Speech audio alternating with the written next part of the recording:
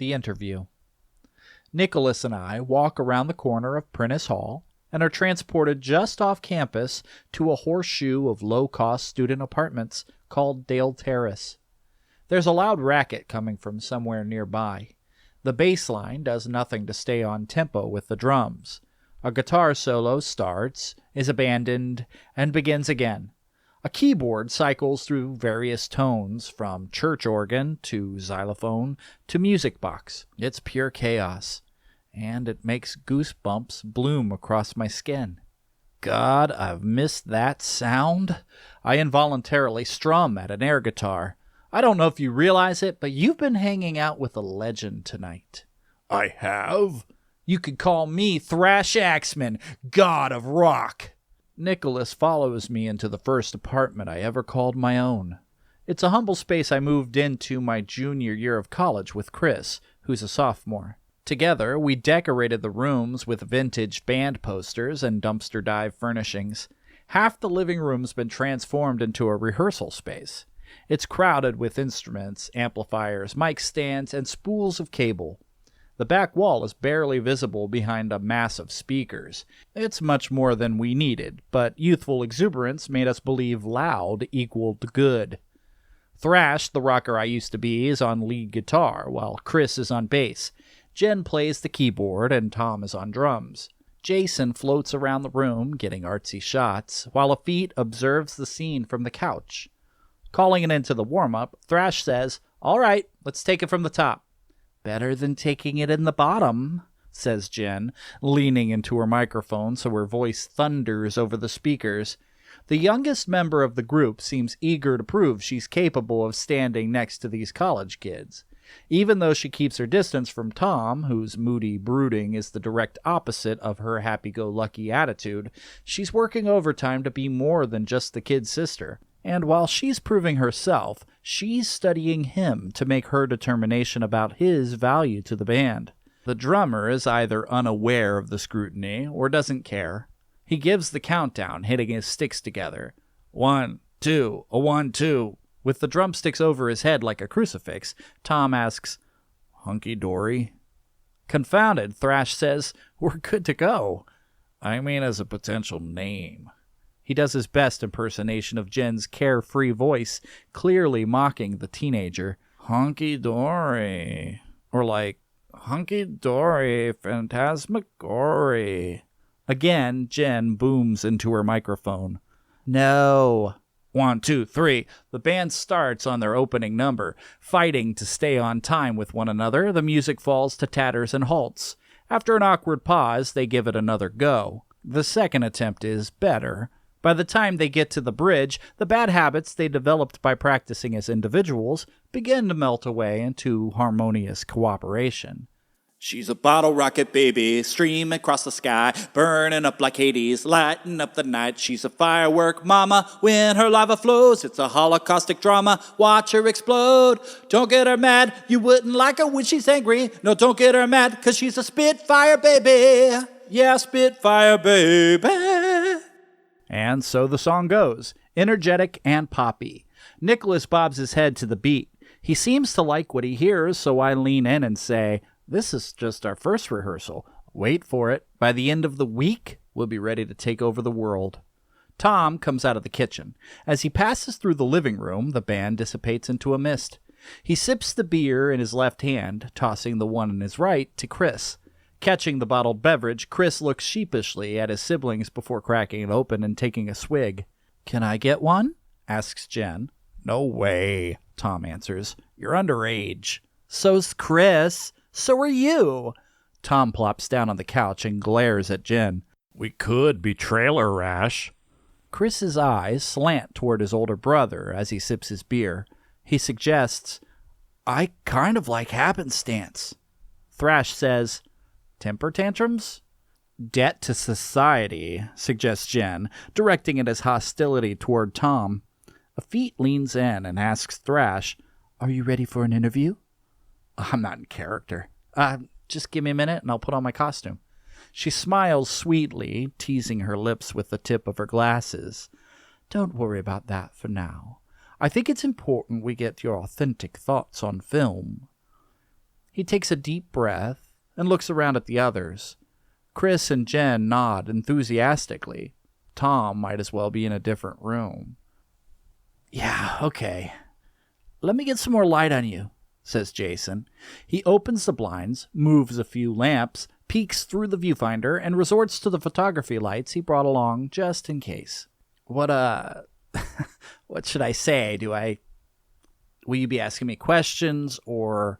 Afeet puts her glasses on and produces a notepad. "I have something prepared. We can go from there." "Don't worry."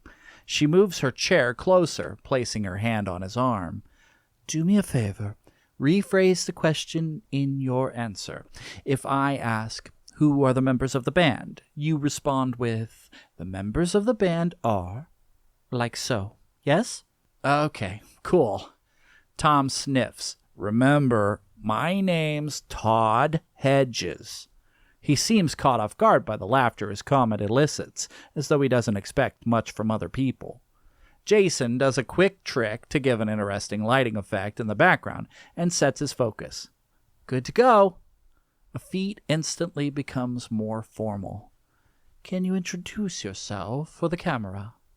"Sure. I'm Thrash Axeman, God of Rock." "Just be yourself," Afeet says. He straightens in his seat and gives it another try. "My name is Paul Squall, also known as Thrash Axeman. I'm lead guitarist and one of the singers in the band, which still doesn't have a name." He smiles at the camera. "We can fix that in post, right?" "Direct your answers to me, Paul. I want you to forget about the camera." Afeet offers a friendly face for him to talk to. Her open manner encourages honest conversation. It's clear she has a gift for this. "You're the leader of the band." Thrash glances around the room for help with his answer. "Not really. It's more of a collaboration. I'm just taking lead on this first big project to get the ball rolling." "What are you working on exactly?" He laughs. "It's a pretty ambitious undertaking, actually. We're recording an entire album, filming a music video, doing photo shoots, all in 1 week. And then we thought, why not blow this thing up? Let's do a live concert and film the whole thing." "Must be a lot of people involved in something that big. How did you manage it?" "Well, Chris and I are in school at Kent State, and the Stark campus, which is only about 40 minutes away, has a recording studio.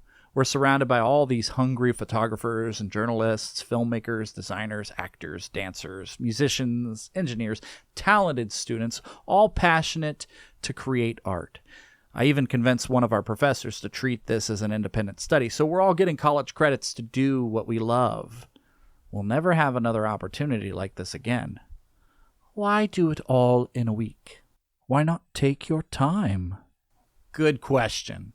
"Thank you. Just please remember to use it in your answer." We're in kind of a unique situation, which is why we have to do everything in 1 week. Jen still lives at home, which is a couple hours away. She's still in high school, so we're doing all this during her spring break. I asked our music video director if he thought we could do the filming during the recording process, and he was like, "Yeah, man, why not?" And since he wanted footage of us all playing in front of a crowd, and we have no budget, the easiest thing to do was put on a show. "How would you describe your music?" Chris pipes in. "It's like hard rock, except we spell rock W-O-R-K. The others laugh. Tom adds, "Maybe we should call ourselves Millstone Music?" Thrash points at his bandmates. "I should probably introduce you to the band. That savage beast over there, the one that looks kind of like me, only more ruggedly handsome, that's my brother Chris, also known as RB Slap Bass. He plays bass, obviously, and sings. That rad dude over there is Tom Hodges. We call him Skins McSticks. He's on drums.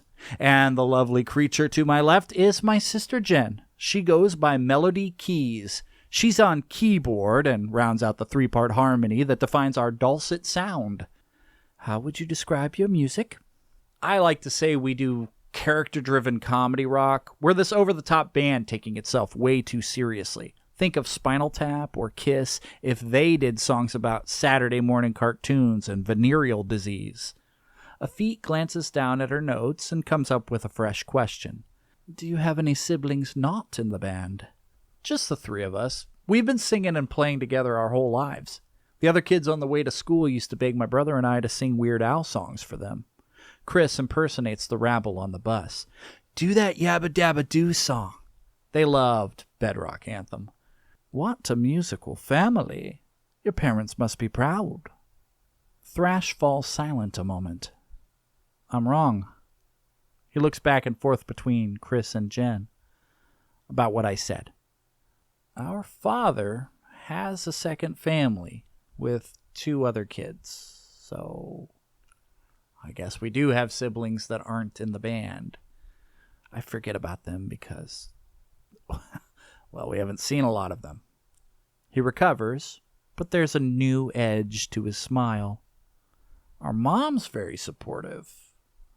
Our father wouldn't be happy unless we were studying to be doctors or lawyers. Has he seen you perform? We kind of stopped being a family after he and his new wife had the twins. A few Christmases ago, Chris, Jen, and I decided to reach out to them. They heard us at that time. A feet leans forward, compelling my younger self to keep telling his story. Chris and Jen exchange pregnant glances as they silently watch their brother. We wanted to put a lot of thought into the gift we'd give our half-siblings. We didn't have any money, so we wrote them a song. Can you sing some of it? Thrash says, I don't remember it. Chris begins to sing, softly at first, but as Jason turns the camera on him, his voice grows in intensity.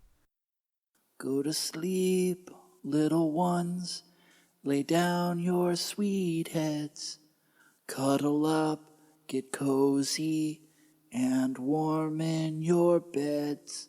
Close your eyes, little ones, and sleep the night through, knowing there are angels watching over you. A feet smiles. That's a beautiful song. Jen says, in our heads, Vanessa and Daniel were still babies, but they were 8 years old. It was embarrassing, adds Chris. I'd rather not talk about my father's family anymore. Thrash forgets Afit's earlier advice and looks directly into the camera as it moves back to him. I think it's for the best we all moved on with our lives. After a moment of silence, Tom holds his finger up in a eureka moment. I know what we should call the band, he says. The Disposable Bastards.